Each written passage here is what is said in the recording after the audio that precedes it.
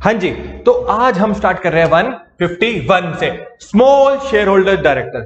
Small मतलब ये नहीं है कि वो मीनाक्षी इतना होगा। स्मॉल का मतलब होता है छोटे लोगों का मसीहा, मतलब वो शेयर होल्डर जो कंपनी में बड़े छोटे छोटे हैं उनका एक मसीहा। वो कौन होगा? Small share holder director. ये कौन होता है? कह रहा है पहले ये जानते हैं किस कंपनी को जरूरी है, फिर बताते हैं कौन होता है। ठीक है, दोनों को साथ में पढ़ के चलते हैं। कह रहा है हर लिस्टेड कंपनी के अंदर एक छोटे लोगों का मसीहा होगा। वो कहते हैं ना, अंधेरी रातों में शहंशाह आता है जैसे, है ना, सुनसान राहों पे एक मसीहा निकलता है जिसे लोग शहंशाह कहते हैं, वैसे ही स्मॉल शेयर होल्डर डायरेक्टर। ठीक है, ये छोटे लोगों का मसीहा है। ठीक है, कौन अपॉइंट करता है इनको अपॉइंट भी करा जाता है। ठीक है, elected by small share holder. इनको अपॉइंट भी कौन करते हैं? स्मॉल शेयर होल्डर ही अपॉइंट करते हैं। ठीक है, पर ये स्मॉल शेयर होल्डर होते ही कौन है? जिनकी नॉमिनल वैल्यू ऑफ शेयर, ठीक है, नॉमिनल वैल्यू ऑफ शेयर जो होल्ड कर रहे हैं वो 20,000 से ज्यादा नहीं है, 20,000 और 20,000 से कम है, वो होंगे स्मॉल शेयर होल्डर्स। आई बात समझ में? छोटे लोग कौन है? सबसे पहले ये बात है, छोटे मतलब प्यारे बड़े होते हैं मीनाक्षी जैसे, बट छोटे मतलब जिनके पास नॉमिनल वैल्यू कम है शेयर्स की। ठीक है, नॉमिनल वैल्यू मतलब कितनी? मैक्सिमम 20,000 ऑफ नॉमिनल वैल्यू के शेयर्स होल्ड कर रहे हैं, उन्हें बोलते हैं स्मॉल शेयर होल्डर। तो उनका एक मसीहा स्मॉल शेयर होल्डर डायरेक्टर। ठीक है, हर लिस्टेड कंपनी में होना जरूरी है। तो उसे अपॉइंट कैसे करते हैं? ठीक है, कैसे अपॉइंट करते हैं? Suo motu. ठीक है, कंपनी चाहे तो खुद भी कर सकती है, सुओ मोटो मतलब खुद ब खुद। ठीक है, या फिर वही कुछ सारे आप जैसे छोटे छोटे लोग मिले, मतलब जिनके पास शेयर्स की वैल्यू 20,000 से कम है, मिले कितने? एटलीस्ट 1,000 लोग आए, ऐसे 1,000 लोग आए। ठीक है, या फिर 1/10 ऑफ स्मॉल शेयर होल्डर्स। ठीक है, इसका लोअर लेट्स से कंपनी में केवल 9,000, कितने? 9,000 स्मॉल शेयर होल्डर डायरेक्टर है, तो 1/10 कितना हुआ? 900 हुआ। तो 1000 और 900 विच एवर इज लेस, इसमें क्या हुआ? 900, 900। तो ये जाएंगे कंपनी के पास क्या लेके? नोटिस। कितने दिनों में? 14 डेज बिफोर मीटिंग। आपको पता है ना, मीटिंग का नोटिस 21 डेज का जाता है, तो 14 डेज पहले हमें नोटिस देना है कि हम अपना मसीहा अपॉइंट करना चाहते हैं। ठीक है, उस नोटिस में क्या जाएगा? Particulars of small share holder director, ये पर्सन है, इसको अपॉइंट कर दो। ठीक है, देखो साथ साथ किया, उसके पर्टिकुलर्स दिए, और ये इसकी अपॉइंटमेंट को हम प्रपोज कर रहे हैं। ठीक है, कि हम चाहते हैं ये पर्सन मीनाक्षी, छोटे लोगों की मसीहा, अपॉइंट हो जाए क्या? Small share holder director. ठीक है, सोच के देखो, मीनाक्षी बड़ी सी बेल्ट लेके रात को सड़कों पे निकलेगी, कैसी लगेगी? ऐसा लगता है जैसे चूहा बिल से बाहर निकला। ठीक है, तो आई बात समझ में? क्या कि मिनिमम 1,000 लोग स्मॉल शेयर होल्डर वाले, ठीक है, या फिर 1/10 ऑफ टोटल छोटे छोटे लोग। ठीक है, विच एवर इज लोअर, जाएंगे कंपनी के पास क्या लेके? नोटिस। वो नोटिस एटलीस्ट 14 डेज वाला होना चाहिए। ठीक है, क्या देंगे पर्टिकुलर्स में कि यार ये बंदा है, प्लीज इसको अपॉइंट कर दो, we are proposing that we just want to appoint this person as our मसीहा। आई बात समझ में? ठीक है, अभी पर्सन को अपॉइंट तो कर दिया, क्या हमने? Small share holder director. क्या अपॉइंट किया? Small share holder director. अब इसका टेन्योर कितना रहेगा? क्या कहता है? SHD shall not retire by rotation. जैसे हमने इंडिपेंडेंट डायरेक्टर के लिए देखा था ना, तो ये पर्सन भी रोटेशन के लिए एप्लीकेबल नहीं है। रोटेशन क्या होता है सर? 152(6) में अभी हम देखेंगे आज ही थोड़ी देर में। ठीक है, तो रोटेशन के लिए एलिजिबल नहीं है, और इसका टेन्योर मैक्सिमम 3 इयर्स का हो सकता है, और इसको आप दोबारा रीअपॉइंट भी नहीं कर सकते। क्या नहीं कर सकते? रीअपॉइंटमेंट के लिए ये एलिजिबल नहीं है। 3 साल का काम किया उसने इस कंपनी में, और उसके बाद टाटा और बाय बाय दोनों बोल के जाएगा। ठीक है, आई बात समझ में? ठीक है, कह रहा है आफ्टर सीजेशन ऑफ ऑफिस, जब 3 साल पूरे किए, यानी टेन्योर पूरा किया और सीज किया ऑफिस, यानी वेकेट किया, ठीक है, तो अगले 3 साल के लिए क्या करेगा? ही शैल नॉट बी अपॉइंटेड और associated in any other capacity. Company के साथ किसी अदर मैनर में भी अगले 3 साल के लिए ये पर्सन एसोसिएट नहीं हो सकता। मतलब 3 साल के लिए अपॉइंट किया, तो उसके बाद उसका जयराम जी हो गया अगले और 3 साल के लिए। 3 साल का कूलिंग पीरियड आ गया, उसको शांत करे, कूलर ठंडा करने के लिए। हाँ जी, आगे सब वो सारी चीजें हो जाएंगी, बट अभी क्या कह रहा है? 3 साल का क्या है? Cooling period. क्या? शांत हो जा, तूने बहुत काम कर लिया, अब तू रिलैक्स कर। 3 साल तक हमें दिखी मत, कंपनी के 100 किलोमीटर के रेडियस में आई हुई मत। नहीं, 100 किलोमीटर का रेडियस तो छोड़ो, बट कंपनी के साथ वो एसोसिएट नहीं होगा इन एनी कैपेसिटी। किसी भी कैपेसिटी के लिए वो एसोसिएट नहीं हो सकता। कितने साल के लिए? 3 साल। और उसका टेन्योर कितना होगा? 3 ही साल। कह रहा है मतलब वो कंपनी के साथ किसी भी मैनर में एसोसिएट नहीं होगा। मैंने बोला। उसके बाद कह रहे हैं not eligible for appointment if disqualified under section 164 में हम डिस्क्वालिफिकेशन देखते हैं डायरेक्टर के, जैसे हमने ऑडिटर की नहीं देखी थी डिस्क्वालिफिकेशन, वैसे ही इसकी ऑडिटर की कौन से सेक्शन में देखी थी 141 सबसेक्शन 3 में हमने डिस्क्वालिफिकेशन देखी थी ना, वैसे ही से 164(1) एंड इसमें दी हुई है क्या डिस्क्वालिफिकेशन। ठीक है, अगर वो अटेन हो जाती है तो कोई भी पर्सन डायरेक्टर नहीं बन सकता। तो स्मॉल शेयर होल्डर्स के लिए भी वो डिस्क्वालिफिकेशन है। अगर एक पर्सन जो कि स्मॉल शेयर होल्डर डायरेक्टर बनना चाहता है और उसने भी कोई उसको भी डिस्क्वालिफिकेशन कोई अटेन हो रही है तो वो पर्सन एलिजिबल नहीं है फॉर द अपॉइंटमेंट। ठीक है, कह रहा है not eligible for appointment if disqualified under section 164। कह रहा है कैन बी एसएसडी, ये जो बंदा लेट्स से ए नहीं मीनाक्षी जो बन रही है क्या स्मॉल शेयर होल्डर डायरेक्टर, ये एक टाइम पे 2 कंपनियों में एसएसडी बन सकती है। यानी क्या कहना चाह रहा है कि ये जो छोटे लोगों की मसीहा है ना वो एक कंपनी के लिए नहीं, मैक्सिमम 2 कंपनियों के लिए एक साल में एक बार में बन सकती है। But business of second company, जो दूसरी कंपनी है ना उसका बिजनेस कंफ्लिक्टिंग या कंपीटिंग बिजनेस नहीं होना चाहिए। आप ए कंपनी में हो फिर बी कंपनी में, दोनों का सेम बिजनेस या कंफ्लिक्टिंग बिजनेस या कंपीटिंग बिजनेस नहीं होना चाहिए। अलग अलग सेक्टर में काम कर रहे हो तो आप 2 कंपनियों में एसएसडी बन सकते हो एट द सेम टाइम। आई बात समझ में?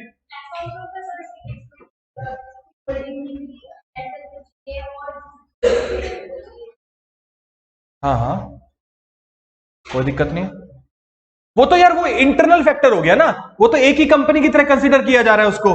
ठीक है, बट हम अदर देन दैट बात कर रहे हैं। आए बात समझ में? उसके बाद कह रहा है SSD shall be considered as ID, इसे इंडिपेंडेंट डायरेक्टर भी कंसीडर कर सकते हैं if SSD is eligible for being ID. जो हम 149(6) में देख के आए थे ना हु कैन बी आईडी, अगर उसकी सारी चीजें ये फुलफिल कर रहा है एसएसडी तो हम इसे आईडी भी कंसीडर कर सकते हैं और 149(7) में इससे डिक्लेरेशन ले लेते हैं जैसे वो देता है।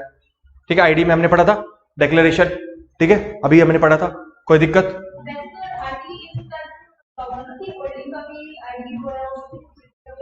ऐसा कोई जरूरी नहीं है, independent director is a professional person.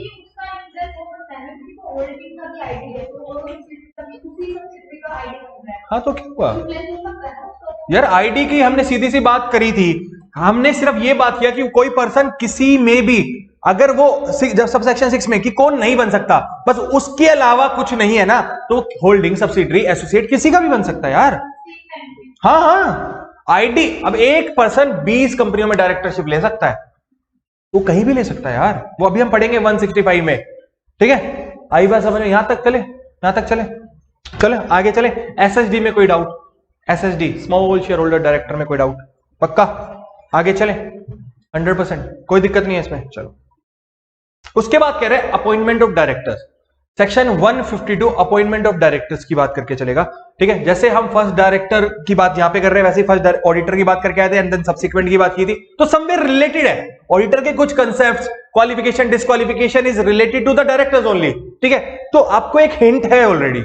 ठीक है, तो अब हम बात कर रहे हैं फर्स्ट डायरेक्टर की सबसेक्शन 1 में 152 सबसेक्शन 1 में किसकी बात कर रहे हैं? फर्स्ट डायरेक्टर की। कह रहे हैं if articles contain provision with respect to first director, ठीक है, appointment as per the provision contain in article. अगर कंपनी के एओए में कुछ प्रोविजन दे रखे हैं regarding the appointment of first director तो हम उसको फॉलो करके चलेंगे। लेट्स से उसने बोला हुआ है कि कोई XYZ पर्सन को अपॉइंट करना है या इस मैनर में उस पर्सन को अपॉइंट करना है तो हम उसी को फॉलो करके चलेंगे। ठीक है, बट अगर कोई प्रोविजंस कंटेन नहीं है इन आर्टिकल्स, ठीक है, तो जो एमओए के सब्सक्राइबर्स होते हैं ना, जिसने सब्सक्राइब किया एमओए, ठीक है, तो वही मान लिए जाएंगे deem to be the first director until director are appointed in GM. आपको पता है ना, हमने बात करी थी जनरल मीटिंग में 4 ऑर्डिनरी बिजनेस जिसमें से एक अपॉइंटमेंट ऑफ डायरेक्टर भी आता है। ठीक है, तो हर बोर्ड मीटिंग में, हर जनरल मीटिंग में क्या अपॉइंटमेंट होता है? डायरेक्टर का अपॉइंटमेंट होता है। ठीक है, तो हम कह रहे हैं कि अगर आर्टिकल्स में कोई प्रोविजन नहीं दे रखा है तो जो पर्सन एमओए को सब्सक्राइब कर रहा है उसी को हम मान लेंगे as the first director of the company. यहां तक कोई डाउट? ठीक है, कह रहे in case of OPC, OPC के केस में क्या है? जो सोल मेंबर होता है ना, सोल मेंबर जो ओपीसी बनाता है उसे ही हम फर्स्ट डायरेक्टर बना के चलेंगे, मान के चलेंगे। ठीक है, जब तक और डायरेक्टर्स अपॉइंट नहीं कर लिए जाते उस पर्सन के द्वारा, यानी उस सोल मेंबर के द्वारा। यहां तक कोई डाउट?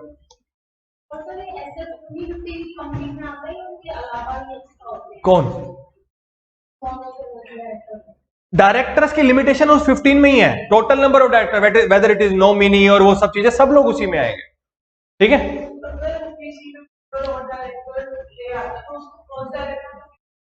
इनिशियल लेवल पे लेके आ रहा है। ओपीसी के केस में जो सोल मेंबर है वो फर्स्ट डायरेक्टर भी वही रहेगा, ठीक है, उसके बाद वो फर्दर अपॉइंटमेंट्स करेगा। जब तक वो फर्स्ट डायरेक्टर रहेगा तब तक, जब तक उसने और मेंबर्स और डायरेक्टर्स अपॉइंट ना कर दिए। वो सबसे नहीं, फर्स्ट तो हो गया, ठीक है, बट वो कंटिन्यू कब तक करेगा, जब तक और नहीं आ जाते। आई बात समझ में? क्या क्या मीनाक्षी की याद आ रही है?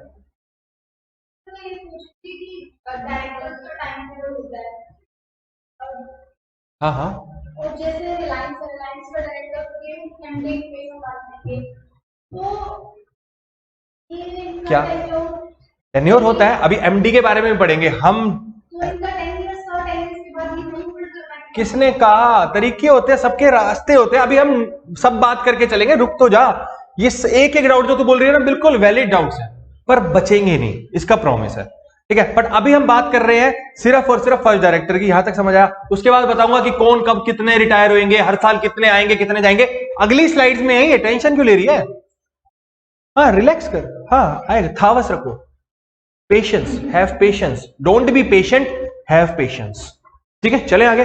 अब कुछ जनरल प्रोविजन दे रखे हैं सबसेक्शन 2 से सबसेक्शन 5 में।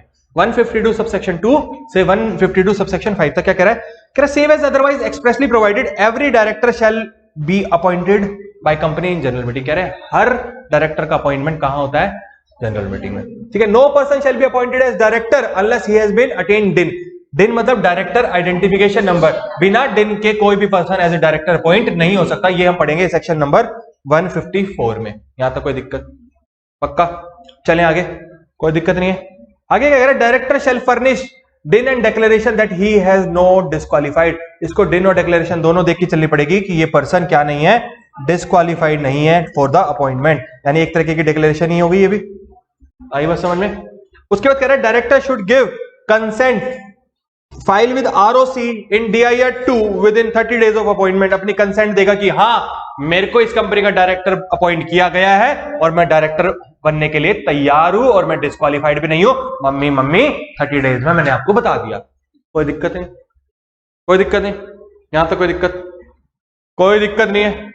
जनरल प्रोविजंस में कोई डाउट? कि हर डायरेक्टर का अपॉइंटमेंट जीएम में होगा, ठीक है। उसके बाद डिन होना चाहिए। वो डिन एंड डिक्लेरेशन किसको देगा?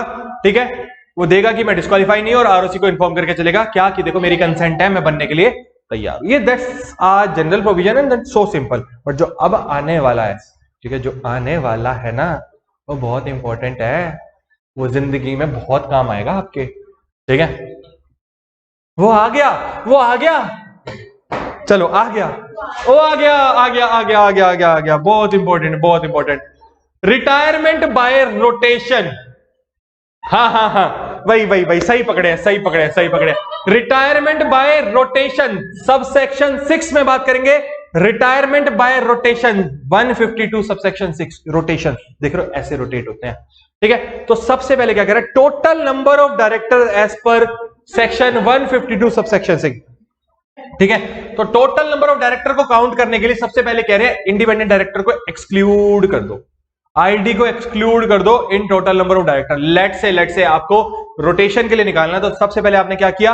लेट से 18 डायरेक्टर है और 4 कितने हैं? Independent director. हटाओ, total number of director for this counting is 14 only, ठीक है। तो सुनो, अब 14 में से रोटेशनल डायरेक्टर निकालने हैं आपको, ठीक है। रोटेशनल, जिनका रोटेशन होगा, ठीक है, तो वो रोटेशन होगा note less than 2/3 of TNOD, total number of director. Total number निकाला 14, उसका 2/3 कौन होंगे? रोटेशनल डायरेक्टर होंगे। ये रिटायर नहीं हुए, ये मैंने ये नहीं कहा कि ये रिटायर होंगे। ये रोटेशनल डायरेक्टर है जिनका रोटेशन होगा और इन्हीं में से लोग रिटायर होंगे।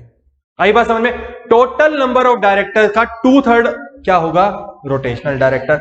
उसके बाद कह रहा है नॉन रोटेशनल डायरेक्टर, वही बच गए जो other than rotational is non rotational, 1/3 of the. आगे क्या कह रहा है? हाउएवर आर्टिकल्स चाहे तो कह सकता है all the director shall retire in every AGM। अगर आर्टिकल्स में ऐसी बात लिख दी गई कि हर साल हम हर GM में हर पर्सन को रिटायर करके चलेंगे, तो वो करेंगे, अदरवाइज ऐसे करके चलेंगे, यानी रोटेशन का काम करके चलेंगे। कोई दिक्कत यहां तो कोई दिक्कत? सर अगर हमारे ये टाइम होता है तो डायरेक्ट का टाइम पूरा हो गया मैं फिर वो निकाल रहे हैं वो एक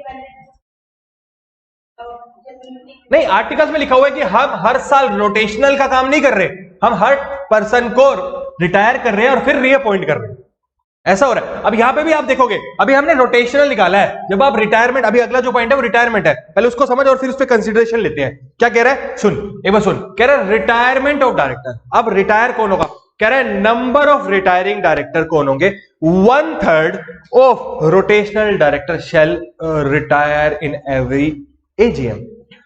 रोटेशनल कितने, 2/3, उसका 1/3 हमेशा क्या होंगे, एवरी एजीएम में रिटायर हो जाएंगे। ठीक है, आई बात समझ में यहां तक? प्रैक्टिकली भी देखते हैं। अब एक बात बताओ, ऐसा भी तो हो सकता है कि सेम डे पे 2 से 2, 4, 6 इकट्ठे अपॉइंट हुए हो, ठीक है, तो किसको रिटायर करेंगे? अब लेट से ये भी तो देखना जरूरी ना कि किसकी बलि चढ़ेगी। ठीक है, तो कह रहा है who shall retire, FIFO method लगेगा, first in first out, director longest in office shall retire.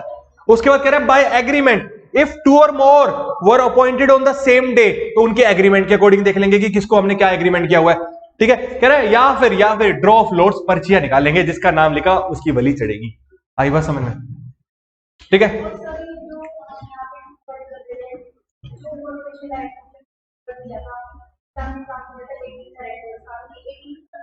नहीं नहीं 14 का, और नंबर ऑफ इंडिपेंडेंट डायरेक्टर्स निकालने के लिए 1/3 करते हैं। 1/3 तो टोटल नंबर ऑफ डायरेक्टर्स होने चाहिए इंडिपेंडेंट लिस्टेड कंपनी में, एंड एटलीस्ट 2 इन, हाँ नहीं नहीं नहीं नहीं, लेट से हम चाह रहे हैं मेरी कंपनी में 15 डायरेक्टर हो, तो एवरी लिस्टेड कंपनी को एटलीस्ट 5 डायरेक्टर क्या चाहिए, इंडिपेंडेंट चाहिए। टोटल जितना हम अपॉइंट कर रहे हैं उसमें से हमारे पास लेट से एक टाइम पे 15 डायरेक्टर है, तो ये चेक कर लो कि मिनिमम 5 क्या होने चाहिए, इंडिपेंडेंट डायरेक्टर। आई बात समझ में? और अदर देन लिस्टेड यानी पब्लिक कंपनी के लिए हमने बात की थी, जिनकी हमने paid up share capital, turnover और ठीक है 10, 100 और 50 की जो लिमिट देखी थी, उसमें एटलीस्ट 2 है, यानी चाहे तो ज्यादा भी अपॉइंट कर सकते हैं। कोई दिक्कत यहां तक? पक्का? चलें फिर आगे। यहां तक समझ आया? रोटेशन का कंसेप्ट समझ आया? पक्का? चलें फिर आगे। एक बार देखना चाहते हो, रिवाइज कर लो, चल रहे हैं फिर आगे। कह रहा है vacancy is in case of retiring director. अब जो जा रहे हैं, जिनको रिटायर किया, उनकी वैकेंसी को क्या करेंगे? कह रहा है vacancy is filled by reappointing the retiring director. अब उनको दोबारा से चाहे तो हम रीअपॉइंट कर सकते हैं। अगर हमें नंबर ऑफ डायरेक्टर कम नहीं करने तो किसी को तो रिटायर करना पड़ेगा, तो पहला उन्हीं को वापस रीअपॉइंट कर लो। ठीक है, कह रहा है vacancy is filled by appointing some other person in place of retiring. ठीक है, हम दूसरे को भी अपॉइंट कर सकते हैं, वो 160 में देखते हैं। अदर देन रिटायरिंग डायरेक्टर को हम अपॉइंटमेंट क्या करते हैं, वो 160 में करते हैं। ठीक है, resolution is passed that retiring director shall not be reappointed. एक रेजोल्यूशन पास हुआ कि ये पर्सन जो रिटायर हो रहा है इसको दोबारा रीअपॉइंट नहीं करेंगे। That is the meeting has resolved not to fill the vacancy. ठीक है, और मीटिंग रिजॉल्व हो गई यानी खत्म हो गई कि और वैकेंसी फिलअप नहीं हुई। ठीक है, कह रहा position where vacancy not filled at AGM, meeting shall not resolve to fill the vacancy stage 1। सबसे पहला क्या होगा, अब वैकेंसी फिल नहीं हुई है और मीटिंग खत्म हो गई है, तो स्टेज 1 में कहते हैं कि एजीएम शैल स्टैंड एडजर्न्ड, मतलब दोबारा होगी। कह रहा है कब होगी? सेम टाइम सेम जगह अगले ओ दिन, नहीं अगले ओ हफ्ते। सेम टाइम सेम जगह अगले हफ्ते। ठीक है, आई बात समझ में? ठीक है, if such day is national holiday तो next day which is not a holiday. ठीक है, लेट्स से इस 29 को होली है, ठीक है, और मंडे है, अब वो नेशनल हॉलीडे है, तो उस दिन मीटिंग होनी थी, तो अब उस दिन ना होके 30 को हो जाएगी, जो नेक्स्ट वर्किंग डे होगा। आई बात समझ में? ठीक है, अब सुनो, अब स्टेज 2 क्या कह रहा है? कह रहा है ऑटोमेटिक और deemed retire reappointment of retiring director at adjourned AGM if adjourn meeting also the vacancy. देखो सीधी सी बात है, इसका सम अप करते हैं, रख लेते हैं। फर्स्ट हमने बोला स्टेज 1 की क्या एडजॉर्न हो जाएगी मीटिंग, और कब? अगले हफ्ते, सेम टाइम सेम जगह। ठीक है, हो गया, सेम डे अगले। अब उस मीटिंग में भी हम रीअपॉइंट नहीं कर पाते हैं, तो हम मान लेंगे क्या कि जो जा रहा था उसी को हमने रीअपॉइंट कर लिया। ऑटोमेटिक रीअपॉइंटमेंट हो जाएगा, डीम्ड रीअपॉइंटमेंट हो जाएगा उसी पर्सन का, ठीक है, जिसे हम रिटायर कर रहे थे सेकंड एडजॉर्न मीटिंग में। ठीक है, मतलब जो एडजॉर्न मीटिंग है ना, उसके बाद दोबारा मीटिंग नहीं होगी, एक मीटिंग में रीअपॉइंटमेंट कर सकते हो। नहीं कर पाए तो हम मान लेंगे जो जा रहा था उसी को हमने अपने पास वापस बुला लिया। आई बात समझ में? यहां तक कोई दिक्कत? यहां तक कोई दिक्कत? पक्का? चले आगे, एक बार रिवाइज मारे हमने क्या पढ़ा, या बाद में और करके रिवाइज करें। चलो ठीक है। कह रहा है अब सुनिएगा, किस केस में ये नहीं मानेंगे कि ऑटोमेटिक और डीम्ड रीअपॉइंटमेंट हो गया। कह रहा है नो ऑटोमेटिक और deemed reappointment of retiring director in certain cases. इन केसेस में डीम्ड रीअपॉइंटमेंट नहीं होगा। First, resolution for reappointing the retiring director is lost, और गुम हो गया, खो गया। हमने जो रेजोल्यूशन पास किया वो खो गया, मतलब अब पता ही नहीं है, किसी को ही नहीं पता चला कि क्या उसका रीअपॉइंटमेंट हो रहा है, तो फिर उसका रीअपॉइंटमेंट नहीं होगा। खो गया। आगे क्या कर रहा है? Retiring director has given a written notice कि मैं खुद ही आपकी कंपनी का डायरेक्टर बनना नहीं चाहता, तो मान लेंगे कि उसका रीअपॉइंटमेंट नहीं होगा। फिर जब सामने से मैंने ही मना कर दिया कि मैं नहीं बनना चाहता, तो फिर मुझे कोई जबरदस्ती करवा सकता है? नहीं करवा सकता। कह रहा रिटायरिंग डायरेक्टर डिस्क्वालीफाई हो गया, यानी डिस्क्वालिफिकेशन अंडर सेक्शन 164 अटेन कर ली है, ठीक है। या फिर कोई स्पेशल या फिर ऑर्डिनरी रेजोल्यूशन रिक्वायर है फॉर रीअपॉइंटमेंट और वो पास नहीं हुआ। आई बात समझ में? उसके बाद क्या कह रहा है? उसके बाद कह रहा है two or more director were appointed by a single resolution in contravention to 162। अभी 162 में पढ़ेंगे कि हर डायरेक्टर के लिए अलग रेजोल्यूशन पास होना चाहिए, और अगर आप एक ही में करना चाहते हो तो उसके लिए पहले एक रेजोल्यूशन पास होना चाहिए कि हम एक ही रेजोल्यूशन से सबको करेंगे, और आपने उसका कॉन्ट्रावीन किया तो हम मान लेंगे 162 में आपका ये वाला डाउट खत्म भी हो जाएगा कि हम मान लेंगे उसका ऑटोमेटिक रीअपॉइंटमेंट नहीं हुआ। आई बात समझ में? यहां तक कोई दिक्कत? कह रहे non applicability of section 152 subsection 6 and 7 government company पे एप्लीकेबल नहीं है रोटेशनल वाला provision if not listed and not less than 51% of the paid up share capital is held by CG SG और पार्ट देयर, दोनों ने मिलकर किया है, तो यानी गवर्नमेंट कंपनी के ऊपर ये प्रोविजन एप्लीकेबल नहीं होगा, और subsidiary of such government company उनके ऊपर भी एप्लीकेबल नहीं है रोटेशनल का कंसेप्ट। वो जैसे चाहे वैसे रीअपॉइंटमेंट करके चलेंगे, एजीएम में करना है जैसे करना है, ठीक है। यहां तक कोई दिक्कत?